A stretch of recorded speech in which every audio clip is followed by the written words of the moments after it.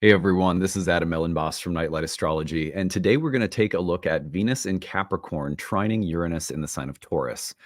We're going to take a look at this from the standpoint of 5 different themes to watch for. One of my favorite ways of breaking down any archetypal combination, if you guys are new to the channel, is to look at a list of the different ways in which the planets combine and express themselves on an archetypal level. So we're going to do that today, considering that they are also in a trine and not a square or an opposition or even a conjunction. The trine is unique.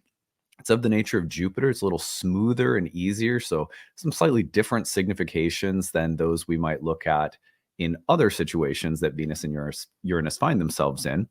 But anyway, we'll do that today. And there are some really, I think, some different themes that I've never touched on before.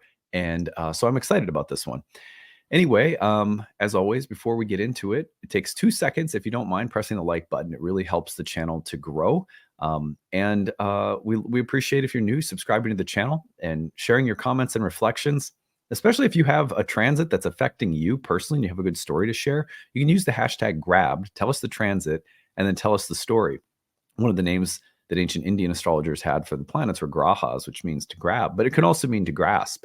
And so when the planets show up in our lives, they kind of seize our consciousness, but we come to understand something because of it. We try to gather those stories on this channel from all of you and occasionally do a storytelling episode, getting closer to doing one. I think probably in the next week or two, I'll be doing one. So anyway, if you have a story to share about Venus-Uranus or any other transit, feel free to use that. If you want, you can email us your story, grabbed@nightlightastrology.com. You can find a transcript of any of my daily talks, including today, on the website, nightlightastrology.com. I want to take you over there right now because I've got an event coming up on February 15th that I want to invite you guys to check out. You go to the website, click on the live events tab, or go under the events menu and click on live events. You'll be taken over to see a webinar that I'm doing on Pluto in love and relationships. So this is one of a 3-part series I'm going to be doing. One in February, one in March, and one in April. We'll do Pluto, Neptune, and then Uranus in April. And we'll be looking at the significations of Pluto in the natal chart when it affects love and relationships, and also by transit, if it's transiting, say, to your natal Venus or through your 7th house or to planets in the 7th or the ruler of the 7th. So Pluto, one of the more, feared planets. But in this series, we're really going to talk about what is Pluto doing in our lives? What is Pluto trying to get us to learn or understand? What is the meaning or benefits of a Pluto transit, especially when it comes to love and relationships, or more broadly speaking, sexuality? So check out that talk. It's February 15th from 7 to 9 p.m. Eastern time. You can register on the website. And when you do, if you cannot make the live webinar, which you'll get a link for afterward, we also send you a link to download the recording so that if you can't make it live, you can always watch it on your own later and download it to your device or whatever. So anyway, I hope to see some of you there. Any questions about that or any of the other courses that you find on our website, feel free to email us info@nightlightastrology.com. Okay, now on that note, let us go and take a look at the transits. Here we are. So here we have it. You can see that Wednesday, here we are. You have Venus at about 18 and change as of the morning, Wednesday, February 7th. Now, you would have been feeling this from, say, February 5th all the way through, let's call it the 9th. So this entire week, you can really feel the connection of Venus and Uranus. Their symbolism is apparent. Maybe you feel it energetically. Maybe you notice it in your experiences in some area of your life. Or maybe you're just feeling it psychologically, emotionally. But those 2 planets are connecting. If we drag this along, go forward a day, you'll see that by tomorrow, Venus is already in a degree of separation, and we'll getting into about 3 degrees of separation, which is the engagement range by Saturday. So actually, you could stretch this on to about February 10th that it's in effect. And there's a lot of other things going on. The new moon coming up in Aquarius, we'll be exploring that in a separate video. That new moon, as well as the sun, are squaring Uranus at the time of the new moon. So spending a lot of time later this week on that. But today I want to spend some time talking about Venus and Uranus. Venus is as she makes the trine to Uranus, she is in her own bound. And Uranus is, of course, in the domicile of Venus. So A lot of Venusian power in the sky. We've been mentioning that a lot lately just to really emphasize how strong the needs or desires of Venus are at this time. Anyway, all of that being said, Venus is also in what we call the superior position. Now, I don't really think about the superior inferior distinction that ancient astrologers made when an outer planet is involved. But if we were to consider it, Venus would sort of be leading her agenda would be a little bit more dominant right now than, say, Uranus. But we'll just leave it as a question mark as to how much the outer planets participate in the inferior and superior distinction of aspects that ancient astrologers made. And if you're not aware of what that is, you can go back in some of my videos. If you search aspects, you'll find me talking about aspect theory. But anyway, so 5 themes to watch for. 1, I'm going to call the runner's high. Now, this might sound weird, but although we may want to think about specific Venusian things like relationships or love or art or women or something very specific like a piece of jewelry, all Venusian things that come to mind, we have to remember that Venus also broadly represented happiness. Just that sense, that everyday sense that you're living in a fortunate moment, you know? And I think a lot of us, we forget those moments are Venuses in a way. Well, I enjoyed my breakfast. I've had a relatively good day. I've enjoyed the music I'm listening to. It wasn't so bad at work today. I had a fun night with some friends. It's not like, it's not like you've been taken to Bliss Mountain or something, but you feel happy. You feel like, yeah, it's a flowy, easy, nice day with some more good features than not. This is a good day. And I think that one of the best ways to offer something on the altar to Venus is to simply acknowledge gratitude for the moments of harmony and good fortune that we have. That's a very simple Venusian thing. Venus signification for thousands of years. Just the everyday good fortune. Not good fortune like winning the lottery. Good fortune like it's sunny, I got outside, I had a good one. All right, so if you take that and extend it a little bit, when you have Venus in an earth sign like Capricorn that likes to work incrementally, work its way up a mountain, when you connect it with Uranus in Taurus, a god of breakthroughs, you could really say that by virtue of having done some difficult things, by having worked, by having attended to some duties in our life or some obligations or anything that we've been putting a little bit of sacrificial energy into the sacred fires of the universe, that there's a moment with that hard work where you hit a breakthrough. It's less about work and more about joy. So the way that I decided to try to describe this is through runner's high. Now, I am someone in my 40s now. I have to use the elliptical because it hurts my knees too much to use the treadmill. It's so sad. But anyway, so I use the elliptical.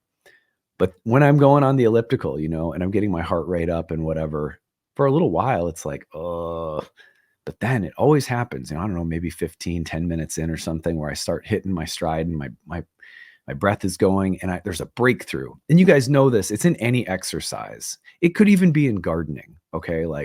It's any kind of work. I'm just using the runner's high as an example where it shifts from a duty and an obligation and something you have to kind of get yourself up for. And then all of a sudden you're like, oh, this is actually fun. I'm actually enjoying this. I think of this as the runner's high. There's also a very strange thing that happens in life, which is something I've been meditating on a lot lately because this morning, as I am making this video in just a couple of hours, and I make these videos a little bit in advance. Okay, so I'm making this video around the last quarter moon in Scorpio, and I make them a little bit in advance because we have an editing process and stuff like that. So it's this last quarter moon in Scorpio. We found out just a couple of days ago that our 11-year-old dog has really advanced cancer and is ready to leave her body. So after I'm done recording this, we have a service that comes to the home and helps put the animal down in a comfortable environment, put them to sleep and help our dog Rhea leave her body. And it's funny because I've been going through just waves of like grief, and I got a cold at the same time. And what I will say is that there's a something that's, and I remember this from ayahuasca experiences as well, which is just my own. That's the main experience I can draw on. I'm not saying you have to go drink. Anytime I mention ayahuasca, people seem to think that I think that everyone ought to do it. It's not how I feel. But anyway, in ayahuasca ceremonies, it's a very similar feeling where somewhere in the processing of pain, it's as though I can see some metaphorical wings, some lightning presence within my psyche that's growing. And when faced with mortality and loss and grief of a beloved family member, and for us, of course, that's our dog just as much as it is any person, Um, there's this weird way in which you can feel that things are lightening. There's a relief in the midst of the processing of heavy things, that the heaviness and the lightness are like they come from each other. There's this famous essay that I've been thinking about a lot lately by James Hillman, and of course he's, you guys know, he's sort of one of my intellectual guides in this life, and spiritual, I think, psychological. He has this essay called Silver in the White Earth, and in that essay he talks a lot about how um, silver, which he equates with the soul, and the soul's metal, the moon's metal, and the soul as really a part of us that eh, derives its meaning and its sense of self in and through experience. It's not interested in like leaving the body, leaving this world, transcending the body, transcending experience, or transcending personal history. It is what it is in so many ways because of its experiences. And it's the immanent feature rather than the transcendent function, you could say, the soul. But the soul, the metal of the soul is silver, and it has to be mined from lead, from the rock, from the hardness, from the hard stuff. But it's this incredibly beautiful, light, lunar, otherworldly material that glistens and mirrors. And it's as though this week, as these waves of grief have been coming by, um, that I've been finding some silver, that I've been finding some lightness.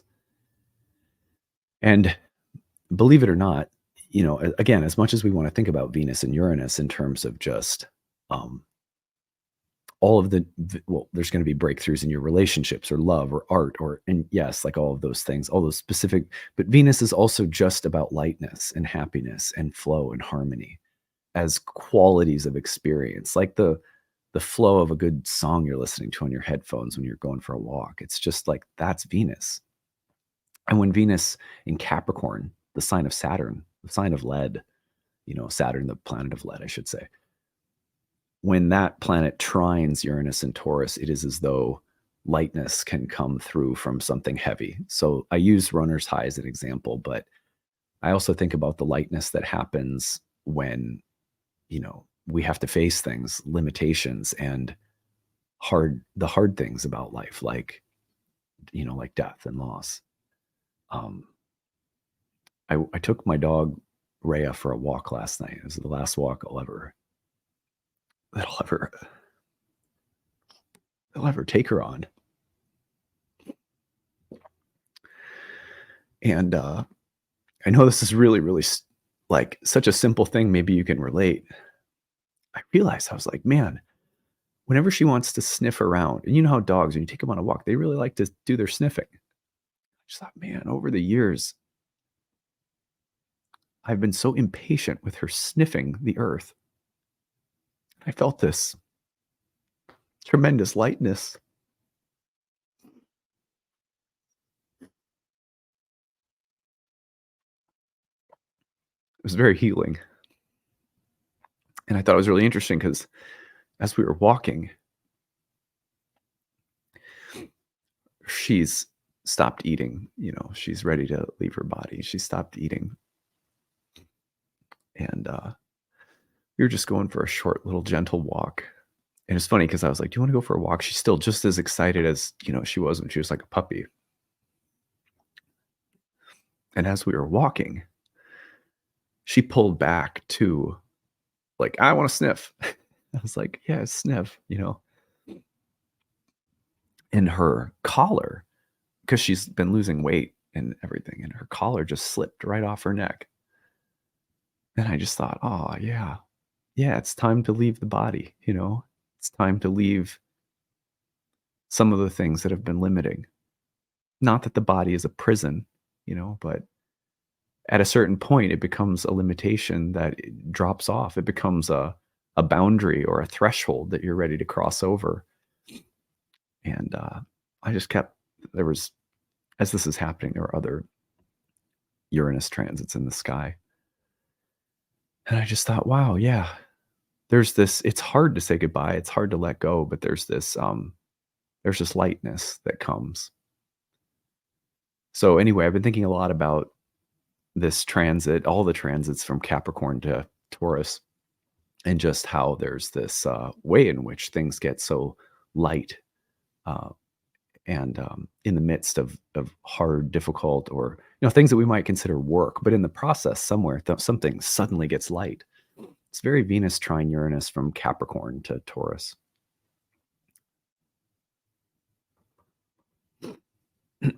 And I know that later today, after she leaves her body, that although it'll be hard,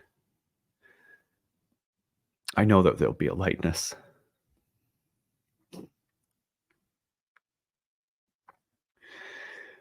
Well, one of the things that I also really love about Venus Uranus, sorry, is it's amazing how whenever Venus contacts Uranus, and it really this is like doesn't matter what aspect. I think it's much easier with the trine than it is with the square or opposition, which tend to generate this signification through more tension, and like more boiling inside. But the trine, not as much, but it's artistic originality. It could be in the way that you organize your space or in an artistic project or the way you're doing your job or the way you're raising your kids, but it's like suddenly there's a new way of doing something and it's better not because it's smarter, but because it's more beautiful, because it's more enjoyable, because it's more harmonious. We rarely stop to think, is there a more beautiful way to do something? We tend to think, is there a more efficient way, effective way? Is there a smarter way? Is there a way that saves more time? But we rarely think, is there a way I could do this that would be more beautiful, more enjoyable? Watch for that influence, watch for that insight or originality.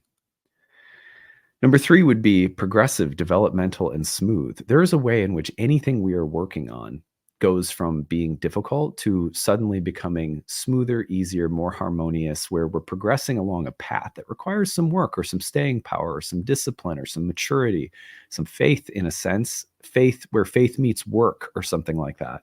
This is Venus in Capricorn, uh, trining Uranus in Taurus. But suddenly, it's like momentum swings in our favor and everything becomes progressive and smooth and developmental.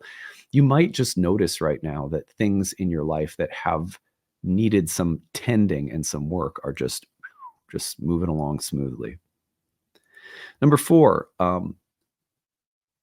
this is interesting because, again, if you think about Venus not so much as um, just beauty or art or women or love or relationships, but if you think about it as chemistry, for example, sometimes in sports, something that is a big hobby of mine, teams will have a number of all-stars, like incredibly individually like high performing individuals on their team, but they won't be good as a team because there's too many individuals and the chemistry isn't there. And this is in basketball, for example, there are super teams that are constructed with a bunch of stars. There's a long history of those results, not the results from such teams not being like a championship caliber, So um, sometimes what provides us with the most progress, the most potential for benefit or breakthrough or advancement or accomplishment or achievement of our desires, it comes when we work well with others. So a breakthrough or an achievement or a swing of momentum favorably that comes from enhanced chemistry, that comes from focusing on working well within a group or with other people in relationships.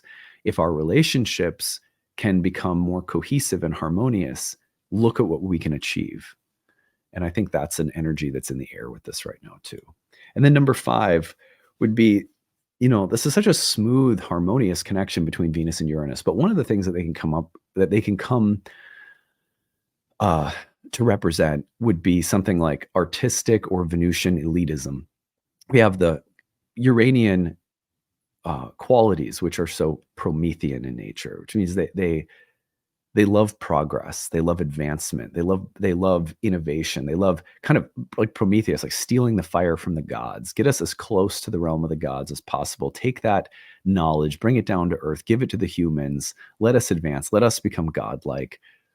And so Uranus has this ability to take us beyond our limits. We can go to new places that we didn't think we could go. But when it comes to that, and Venus is involved, then the shadows are the kind of elitism around like a power couple that thinks that they're better than everyone, or a wealth, status, privilege, luxury, class, all Venusian things that become so Promethean that they're inflated, that they have the hubris of like, we're so close to the gods. Look at how wealthy and creative. And, it's, I think I told a story somewhat recently that I've, throughout my career, I've been around, at times I've been around the Hollywood scene, did some readings at the American Music Awards one year backstage in a gifting suite. And there were so many wonderful people who absolutely were not like stereotypical, in the Hollywood scene. Like they were not rude, they were not snotty or anything. But I also did see that culture. It's there. I think it's everywhere. But the point is, when it comes to like intelligence, wealth, class, high-minded or high-cultured art, there's a snobbery that can come with it. So I think that one thing to be on alert about would be the kind of Promethean shadows of Venus, the pride, the arrogance, my taste makes me better, that kind of thing. So anyway, these are just some things that come to my mind, and I hope that they're useful. So I'm going to go do a hard thing now, and I know that there's going to be some lightness around it too. It's funny, like my daughters, they're pretty little, 5 and 8, and they've been asking a million questions about death this week, as you can imagine. And it's been really hard. How do you describe death in a way that does not increase anxiety and fear in a little psyche, an infinite, eternal soul wise psyche, but also like little in this lifetime. And but you also maintain the mystery. You don't just they're going to a special dog park in heaven or something. You know what I mean? So the challenge has been, not that that's a wrong answer either. I don't know what's right or wrong, guys. I'm just, whatever. But it's been a challenge this week to talk about, well, her soul's journey will continue. It could very well, maybe it'll go and spend time in Vrindavan, which is something we talked about from the Krishna Bhakti tradition, or heaven, or maybe it'll go, choose another body to be in and continue the adventure, and kind of holding open these different possibilities of what might happen in the afterlife as light and beautiful and interesting and mysterious. And then also acknowledging that like death is hard. It's hard to let go. It's hard to say goodbye. It's been almost equally, the challenge for me has been almost equally trying to show up as a parent, as it has been like grieving and dealing with it myself. But I wouldn't change it for the world, because you know, it's like, I think I heard a quote one time that said, grief is the price we pay for love, something like that. And I don't mean grief as a bad thing, you know. It's like it's so funny how the hurt that I've felt in my heart has been hard, but it's been more than one thing at once. It's also been this evidence that I've learned to love something, and I have loved, and I do love, um, and I didn't. I guess I didn't know that, not in the way I do right now, you know. And there's a lightness in that. It's like this. I keep thinking of the image of finding silver in the lead. Oh yeah, I'm, you know, you go through everyday life, and a dog can become kind of a mundane part of your everyday life at times. Although obviously they're your beloved companion, but there's a very chop wood, carry water, like the walk, the water, the food, the you know, the licks and pets, and it becomes just like a normalized part of your life, and you don't necessarily think, oh, this is this wellspring of joy that's in my life, you know, that's in its everyday mundane appearance is actually so deep and rich. It's like striking a streak of silver in a dark place, the everyday mundane world. Anyway, well, I didn't mean to make it too heavy today, but I hope that you guys will find some of these significations useful as you explore Venus's connection with Uranus. And I hope you guys have a great day. And we'll be back to explore more with the new moon, and more content as the week goes on. All right, take it easy, everyone. Bye.